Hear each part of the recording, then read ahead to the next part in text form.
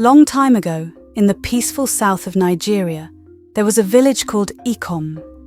It was surrounded by gentle hills and thick forests. The people of Ikom were known for being kind and having special healing powers. Among them was a young woman named Enewan, who was especially gifted at healing. Enewan was not just a healer, she possessed a rare gift passed down through generations, a set of waistbeads that shimmered with a mystical glow and bestowed upon her the ability to heal the sick and wounded.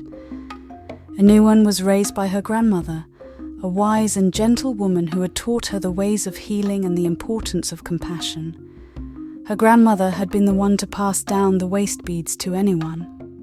Enewan's waistbeads were more than just a family antique. They were her source of strength and connection to the spirits of the earth. The villagers honored her, not just for her beauty, but for her kindness and her unwavering dedication to their well-being. Her compassion extended to the homeless, her kindness shining brightly. A wealthy trader named Edom had become fond of Enewan. He was known far and wide for his riches and generosity, but his heart desired one woman, Enewan. Despite his wealth and status, Edom found himself captivated by Enewan's beauty and kindness. Edom had been asking for Enewan's hand in marriage for quite some time, but she remained steadfast in her decision to wait upon the spirits for guidance. She believed her destiny was intertwined with the will of the spirits, and she would not rush into a decision that could alter the course of her life and the village. She had rejected most suitors in the past. Despite Enewan's refusal, Edom's determination only grew stronger. One day, news of Enewan's remarkable abilities reached the ears of Queen Nkeza, a woman of unwavering power who had heard whispers of Enewan's legendary waist beads. These weren't ordinary beads. Rumor painted them with a supernatural glow. Legend spoke of Enewan's mystical beads, imbued with the power to heal not just the body, but the spirit. Intrigued, the queen summoned her most trusted advisor, Umoh. Cunning and resourceful, Umoh was known for his uncanny ability to sniff out secrets. Umoh embarked on a discreet investigation, his journey taking him far and wide. Days turned into weeks, and the queen grew impatient. Finally, Umoh returned, his face etched with a mixture of awe and anxiety. He knelt before the queen, his voice barely a whisper. While the beads did possess healing properties, as legend spoke, Umoh had uncovered a far more potent power. These beads, he revealed, held the key to unlocking a woman's ultimate desires, mesmerizing beauty, and the very essence of fertility itself. The revelation sent a jolt through the queen. The promise of eternal beauty and the power to bear heirs was a prospect too tempting to ignore. She became obsessed with the idea of possessing Enewan's beads. Thus she set her sights on a new goal, acquiring these mystical beads and their extraordinary power.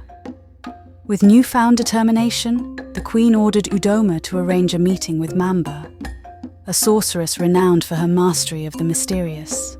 Together they would unravel the secrets of the beads and claim the power they held within. Over the years, Queen Nkeza had become fixated on maintaining her youthful appearance. She spent hours in her opulent chambers, indulging in exotic concoctions and rare herbs, all in a desperate attempt to defy the inevitable march of time. The king, who loved his wife dearly, showered her with gifts and affection, but nothing could subdue her growing obsession. While at the sorceress's hut deep in the forest, unknown to Queen Nkeza, a young man named Umoh had overheard the nefarious plot as he passed by the sorceress's hut. Umoh was on his way back from the farm when he decided to take a shortcut through the forest. Umoh, known for his unwavering courage, had grown up with Enewan in his neighbouring village. Though his heart had always belonged to her, shyness had kept him from confessing his feelings.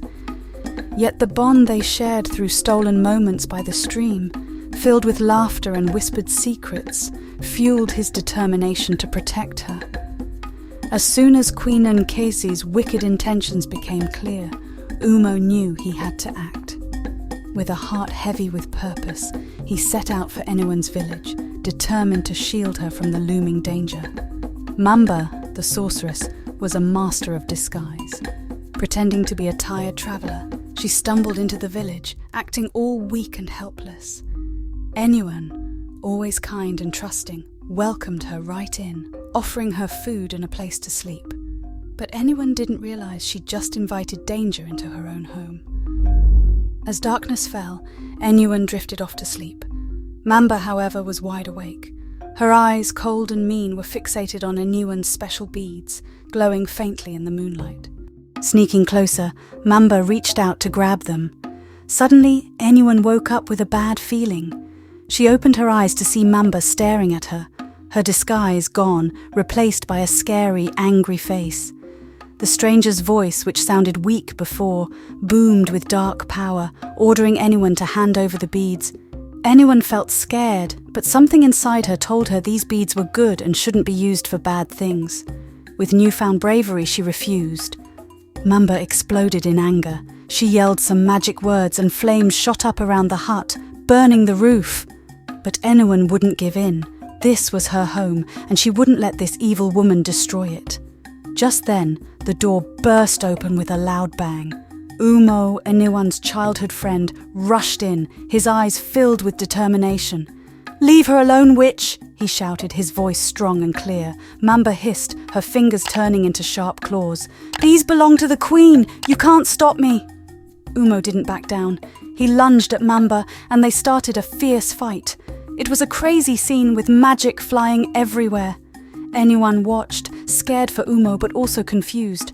Why was he here? Those eyes, they looked familiar. "Umoh," she whispered, finally recognizing him. He gave her a quick nod, a silent promise to keep her safe. "Enewan, I won't let anyone hurt you." The bead, as if guided by an unseen hand, lodged itself on Umoh's palm. A surge of power, wild and potent, coursed through him. His eyes blazed with an emerald light that mirrored the glow of the bead. In that instant, Umoh was no longer just Enewan's childhood friend. He was a conduit, empowered by the ancient magic that resonated with his own untapped potential. With a battle cry that echoed through the night, Umoh lunged at Mamba, wielding the borrowed magic of the bead. He fought with a ferocity that surprised even himself. Mamba, overwhelmed by the combined might of Enewan's will and Umoh's newfound power, shrieked in defeat. Her dark magic sputtered and died, leaving her weak and powerless. Mamba, realizing that she was no match for their combined strength, fled into the night, vowing revenge. Relief washed over Enewan as the bead chose Umoh. A secret fear, these beads were a woman's legacy, eased. But as Umoh glowed with power, a new feeling bloomed in Enewan. Could Umoh be the legend's chosen one, destined to stand beside her not just as a friend but as a partner in magic, perhaps even love?